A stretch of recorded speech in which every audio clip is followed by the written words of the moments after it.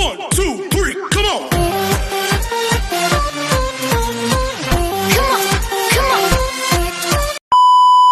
Hello beautiful people! Welcome back to my channel. This is your Mama Sang. Hola mga amigo, amiga, kumare at kumpare. Kamusta kayong lahat? Sana lahat po kayo ay okay at safe ngayong araw na ito. At syempre ko naman ang tatanungin nyo, nakikita naman ninyo ang beauty ng Mama Sang ninyo.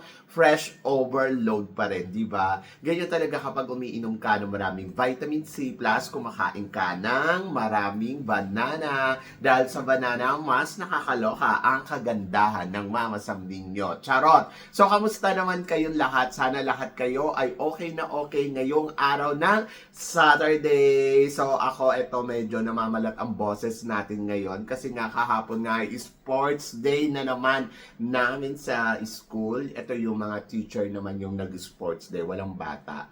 Kakaloka, bilad na bilad kami sa araw.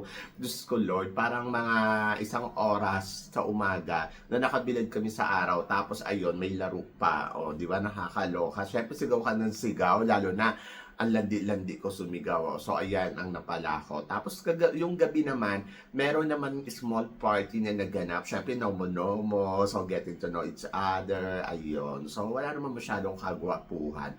Pero, pwede nang pagtsagaan. Charot! So, yun. Kaya naman ngayong araw na to, fresh overload ang beauty natin ngayon. Kasi umaga. At ayan, medyo may energy na tayo. Hapon hindi ako nag-vlog. Sabi ko, ayoko matutulog na ako. Paano naman kasi, Diyos ko, sobrang pagod ko talaga. Maaga naman ako nakabalik sa bahay. Siguro mga 9 nandito na ako. Kaya lang di ko na talaga kaya. Naligo na ako tapos ayun, nagmeme na ang Mama Sang ninyo. At ngayon, ayan na. Ganda-gandahan na ang beauty natin. Kaya naman ngayong araw na to, marami akong hatid na chika. Pero bago ako tsumika ng bonggang-bongga, gusto ko munang magpasalamat sa walang sawang tumatangkilik dito sa Mama Sang Vlog. Araw-araw, lagi-lagi. Maraming salamat po sa pagmamahal at support na binibigay ninyo. At saka syempre sa mga makasolid na Mama Sang dyan na laging tumututok dito, araw-araw, lagi-lagi. Maraming salamat talaga. And then, kaya naman ngayong araw na to, marami akong hatid na chika. Ngayong araw na to na talagang magtataas ang kilay ninyo ng bonggang-bongga. Kaya guys, wag na nating patagalin ang ating mga chika. Ay, para sa una natin chika, Miss USA.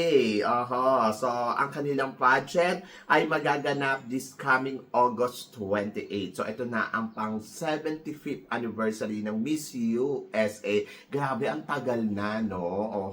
So, syempre excited pa rin ako kung sino ang magiging pambato sa Miss Universe ng Miss USA. Pero alam nyo, ang isa sa mga na-miss ko sa Miss USA noon, isa to sa mga inaabangan nating pageant noon, no? Kapag nagpapa-pageant sila, talagang nakatutok tayo kasi inaabangan natin sino ba ang mananalong Miss USA. Pero ngayon, parang nalihis na eh. Kasi parang una, 1 week na lang yung pageant nila. Imagine ninyo, 8 days. Gano'ng katipid. Kula na lang, wag na sila mag-pageant. Magpa-appoint na lang, ganon. And then, nakukulangan ako doon sa 8 days. Parang, ano ba? Ba't ganon? Sa bagay, wala naman kasi dapat pang gawing eksena kasi by states, nagkakaroon sila ng pageant. And then, ayun, yung nananalo doon ay inilalaban na nila sa Miss USA. Ang Miss USA naman, ang kailangan lang naman nila ay pagsamasamahin yung mga girls. Kaya lang kasi nakukulangan ako doon sa mga activity. Dapat may mga activity pa din. Kaya lang siguro nagtitipid yung national director nila. Kaya tama na yung 8 days. Kaya ng Pilipinas na ganon. Ako naman sa Pilipinas, ang gusto ko lang 1 month. Kaya lang, tumatagal yung pageant nila na sobrang haba na hindi natin alam kung bakit. At ayun, so gusto ko lang sana 1 month. So, daily activity, tapos after may prelim and then coronation. Tama na yun. Hindi 3 months. Sa kanila naman, tipid na tipid. 8 days. Di ba? But, congratulations sa Miss USA at congratulations sa National Director. At syempre, looking forward tayo kung sino nga ba ang susunod na Miss USA. Okay. So, yon, exciting yan. And then, para naman sa sumunod na chika, ang ating Miss Grand, si Miss Grand ay nasa Italy. sa Emma Tiglao. Oo, nakita ko nga nasa Italy siya. Parang pili ko meron siyang fashion show doon. Pero hindi ko alam kung under ba to ng Miss Grand para imbitahan ang Miss Grand winner. Ang alam ko, inimbitahan siya ni Uno. Kasi si Uno kasi ay may mga may mga activity dyan sa Italy, and then parang feeling ko, kaya nandiyan sa Emma Tiglao ay inimbitahan siya ni Uno. Pero, tingnan natin kung saan pa ang mga eksena at ganap ni Emma Tiglao. Kasi meron pa siya China after net, Hong Kong. After ng Italy, ay diretso niya siya sa Hong Kong. So, ito na yung simula ng tour ni Emma Tiglao. And natutuwa naman ako kasi syempre, busy-busy ang ating Miss Grand. At happy ako for Emma Tiglao. Congratulations, Emma, and laban yan.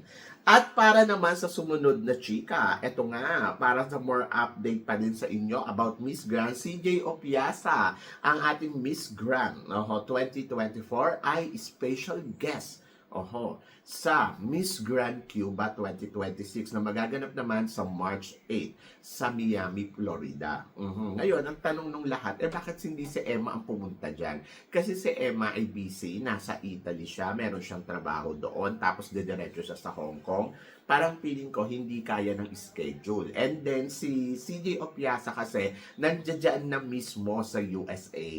Nasa USA na siya kasi meron siyang mga ganap dyan.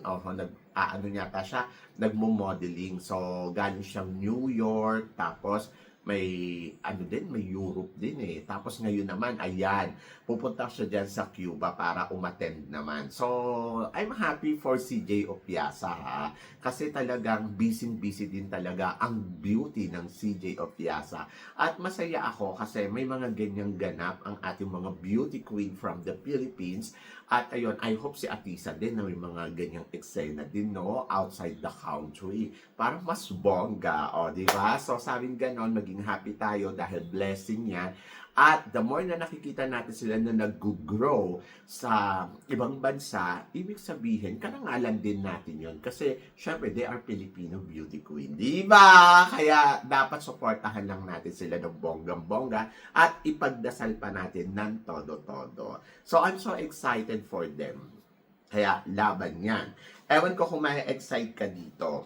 Dahil chika ni Papa Nawat sa kanyang live, na si Kun An ay ligwak na sa Miss Universe Organization at magbabagong buhay na ang Miss Universe Organization ngayong April 2026. Anong ibig sabihin dito ni Papa Nawat?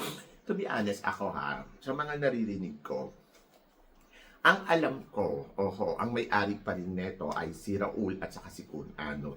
Tapos meron tayong naririnig na, may bagong may-ari na. Actually, ang Miss Universe, hindi naman nila binibenta. Kaya nagloka din ako noon kay Chabit na bibiling ko ang Miss Universe. Bakit mo bibilhin? Hindi nga siya binibenta. Mahihirapan ka kumbinsihin yung owner neto na ibenta sa'yo. Siguro kung sososyo ka sa kanila. Ganon. Pero sa kabilang banda, nagkaroon ng tarayan si Raul, di ba? Saka si Mr. Chabit. Kasi parang itong si Raul nagmaganda. Sinabi na ayaw niyang ibenta ang Miss Universe kay Raul. Kay Chabit. And then ngayon, wala na tayong update after na ano ba nangyari. Pero syempre, umaasa pa rin tayo na sana makuha to ni Chabit. Ang analysis ko naman doon, siguro, nagtatarayan si Raul kasi nga, gawa nga ni Kun An dahil noon, ini-invite niya si Chabit na pumunta dito sa Thailand para maging kasosyo niya. Tapos, parang ito naman si Chabit, inisnab. Parang busy-busyhan si Chabit at hindi niya nakapunta dito sa Thailand. And then, mula noon, wala na tayo narinig na update. And then, ngayon, ayun, ganun yung nangyari. Isang araw, bigla na lang pumutok na bibiling ko ang Miss Universe. And then, ayun, hindi ko alam kung ano nang update doon. Pero sa pagkakaalam ko naman, ang chika kasi dito, may bagong may-ari, pero hindi sila yung talagang, alam mo yun, yung parang front lang, ganon. Hindi ko pa sure kung ganon talaga yung mangyayari, pero syempre, looking forward na lang tayo kung ano ang mga bagong announcement, kung ano ang mga bagong chika, and then, ayun, magtiwala tayo kay Papa Nawat, kasi si Papa Nawat ang nakakaalam, mas alam niya kung ano yung nangyayari. Ngayon, ito naman taong to, hindi naman to masikreto sa atin, kung ano ang lumalabas sa bibig niya. Yun na yon. And then, wait na lang tayo sa announcement nila sa April. Mahirap naman yung unahan natin. And then, kung ano man yung magiging sistema bago dito sa takbo ng Miss Universe, ako para sa akin, I'm so happy. Kasi parang feeling ko, wala tayong ibang hangad kundi mapabuti ang Miss Universe. Kaya siguro ganun din yung mga reaction ninyo na parang naluloka kayo sa kanila. But I think siguro take it easy. Kasi hindi mananatili sa mundo ang mga bagay-bagay. Lagi natin tandaan yan. So, kung ngayon, nag-shine ka, hindi yan habang buhay. Di ba? So, bukas makalawa, biglang mawawala yung ningning. Ganon. Kaya ako, para sa akin, siguro, matuto lang tayo na intindihin yung sitwasyon and then let's see in the next year. Kasi lahat naman tayo nag-hope eh. Ando doon yung hoping natin na sana mapabuti to, sana Ako, to be honest, ang hinahangad ko lang, wag naman sana maging worse. Kasi worse na yun nangyayari eh. Kumbaga sana naman makabawi naman ng mas mabuti. Kasi syempre mahal natin ang Miss Universe. Kayo ba, mahal nyo ang Miss Universe? So yun, so sana mapabuti pa siya ng mas maayos, marunong magpatakbo, yung magpapatakbo at may alam. Kasi kapag wala kang alam dito sa business na to, talagang hindi magkakasundo ang followers at saka yung owner. Kasi, syempre, ang followers ang hinihingi ganito, tapos yung owner ang ibibigay ganito. And manuloka, hindi po pwedeng masunod ko ano lang yung gusto nila. Kasi dapat nasa tamang proseso talaga ang pagkuha ng winner. Kasi, Miss Universe to, di ba? So, yon. So, ako, sa totoo lang, dismayado ako nung nakaraan taon. Pero, sa kabilang banda, happy na rin ako kasi parang, okay, so malayo naman yung narating na ni Philippines, okay na yon. Pero kasi, kesa mag-focus ako doon na, ay, nako, may dayaan na naganap dyan. Kung wala naman sila ilalabas na transparent, bakit ka magpo-focus sa kanila? At bakit naman nila ibibigay sa atin yun, di ba? So, sila yung may-ari, syempre sila lagi yung nasusunod. Pero nandoon ako sa part na parang, sige, let's see this year, kung ano ang mangyayari. Kapag ganun pa rin ang ganun yung sistema, parang isa, dalawa, tatlo, parang nakakapagod na silang suportahan. At doon baka bumitaw na tayo, di ba? Pero yung ganyan na maaga pa lang, parang, sige, wala hindi naman na nila mababawi yan at hindi na nila aayusin yan. Kumbaga parang siguro sana may natutunan sila sa mga nangyayari ngayon na hindi okay yung ginagawa nila and then let's see in the future, di ba? So ngayon, isang taon pa. Parang katulad yan ng assessment ko nung nakaraan. Sabi ko, my gosh, parang si Philippines hindi nakakarating sa top 5. Ano to? Pinupush talaga nilang makarating sila sa top 5. Ganon yung nasa isip ko eh. Pero nandoon ako sa part na parang, sige, tignan pa natin. Nakarating sa top 5. Sabi ko si Ate, sa pag di nakarating sa top 5 to, ay nako, ayoko na. Pero nakarating, so go pa rin ako. And then let's see, etong taon na to, kung may mga mekos-mekos pang magaganap. Kapag meron pa din yan, ayun na yun.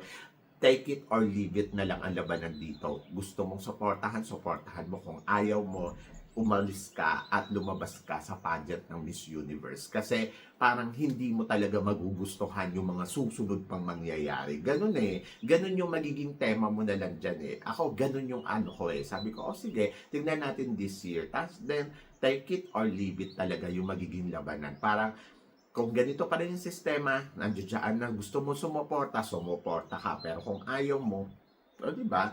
Kasi parang kahit ano namang sabihin natin dito, wala din naman sila pa rin naman yung masusunod. Bakit ka pa nandiyan, diba? So, yun. So, let's see this year. Ganon. So, I hope na sana maging okay at maging maayos ang sistema at takbo. Ganon.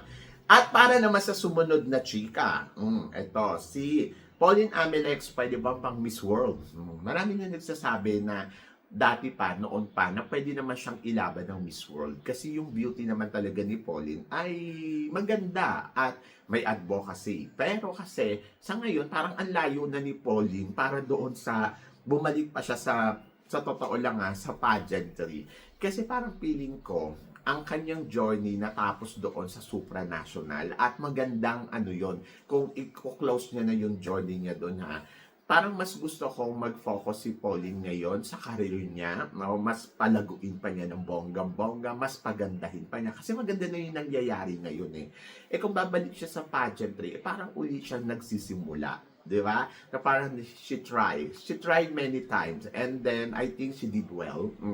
Ginawa niya na yung best niya. Eh bakit hindi pinanalo nung una? Bakit hindi pinanalo yung pangalawa? Eh bakit kailangan pa hintayin yung pang-apat, pang-lima bago pa makakuha ng corona? So ako, para sa akin, na kay Pauline na yan. Kung gusto niya sumali, syempre nandito lang naman tayo to support. Pero kung ako ang tatanungin mo personally, parang feeling ko Pauline Ameles is okay.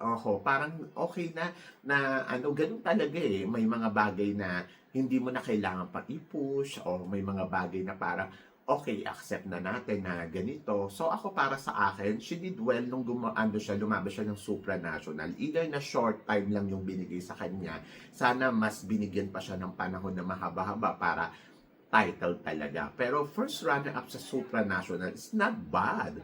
Talagang ano yun, remarkable performance yung ipinakita niya doon. At in fairness naman sa kanya, di ba?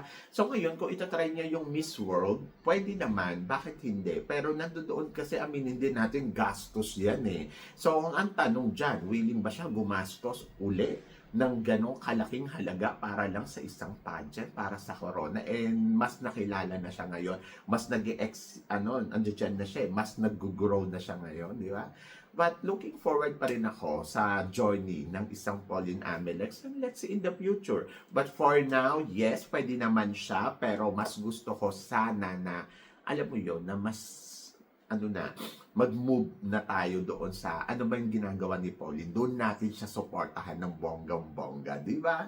Kasi kahit sabihin mo pa na, sumali siya dito o hindi, but ito na yung ginagawa niya suportahan natin siya para mas lalong mag-grow pa siya doon sa journey niya, di ba? So, yan! Okay, good luck kay Pauline, and love, love, love. And then, para naman sa sumunod natin, chika, pambato ng Tarlac, malakas nga ba ang laban dito sa competition na Miss Universe Philippines? Pag tinignan mo siya, sa totoo lang, she's beauty queen materials. Very Filipina beauty yung ibinibigay niyang atake. Morena, tapos yung looks, di ba? Ganito yung mga beauty queen na Pilipina na pag dinala mo yan sa international stage, kung halimbawa Europe ang labanan, panalo yan. So, totoo lang. Kasi yung mga beauty ganyan, ayan yung mga magaganda sa paningin nila. So, pwede ba siyang pang Miss Universe? Oo naman, bakit hindi? Pag nilaban mo yan sa Miss Universe, kung sa Amerika I think okay na okay. Kasi ang ganda ng kulay, tapos very oriental. Ngayon, ang tatanungin mo na lang dyan, kung paano niya inilalaban yung sarili niya. I think styling, wala akong problema kay Tarlac kasi maganda ang styling niya. Na-stock ko na yan sa Facebook. And then, I think communication skills, marunong din naman. So, siguro kailangan lang ng konting bubbly, na para mas lumabas pa yung personality. Ganon. Yung konting, ilabas niya pa yung personality niya. Kasi the more na mas may personality ka, the more na mas maganda. Di ba? Kasi parang ang nakikita ko sa kanya, sobrang tahimik. Tahimik lang. Tapos, kung kailan nandyan na yung pageant, parang mas lalo siyang tumahimik. Siguro, ang atake niya dito ay baka silent a silent attack. Yung tipong parang gusto niya siguro maging ano ba tawag dito? Yung dark horse candidates. Na parang tahimik lang ako, pero pagdating sa dulo, magugulat ka na lang, siya ang panalo, di ba? Looking forward ako dito. And then, alam niyo, sa totoo lang, pwede din to sa supranational kung hindi man siya manalo ng Miss Universe Philippines. Pero tingnan natin kung ano nga ba ang mga nakalaan para sa kanya. Kasi ako, marami naman siyang choices na pwedeng puntahan eh. Like example, Universe, pwede din siya sa Supra, pwede din siya sa Charm, di ba? Kasi very charming yung beauty. At magandang package to para sa Miss Charm. So, yun. So, let's see. But wish all the best para kay Tarlac and Laban. Di ba? So, yun. Marami namang nag-aabang sa kanya na makoronahan siya. So, ano guys ang masasabi ninyo dito sa mga pinag-uusapan natin ngayon? So, please comment below para at least malaman ko naman kung ano naman ang chika ko dito sa mga tinatalakay natin. Syempre, maraming salamat sa inyong lahat sa support at pagmamahal na binibigay ibibigay ninyo syempre dito sa channel ko. At sa mga hindi pa nakaka-subscribe, please don't forget to click like and subscribe my channel. At i-click nyo na rin po ang notification bell to more updated syempre sa aking mga chika. Sabi ng ganon, always keep smiling and laban lang. So guys, hanggang dito na lang. Hanggang sa muli nating chikahan. See you tomorrow. Thank you guys.